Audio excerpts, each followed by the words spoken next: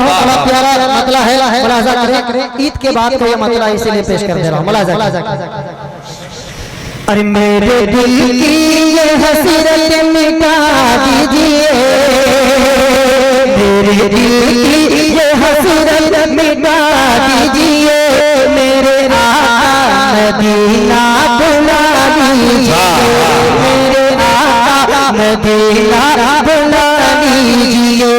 और सबसे गुंबद का जलवा जलवा जलवा जलवा जलवा जलवा, और सबसे गुंबद का जलवा दिखा दीजिए, सबसे गुंबद का जलवा दिखा दीजिए, मेरे आका मदीना बुला लीजिए, मेरे आका मदीना बुला लीजिए।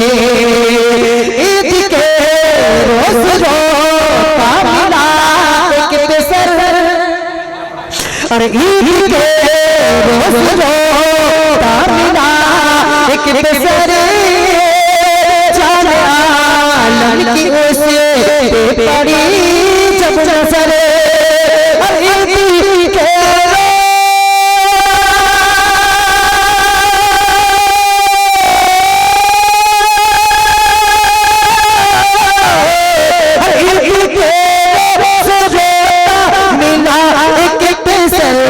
जाने आलम की उस पे पड़ी जब नजर, तो मुस्तफा ने कहा, मुस्तफा ने कहा हम भुला दीजिए, मुस्तफा ने कहा हम भुला दीजिए, ईद हो जाएगी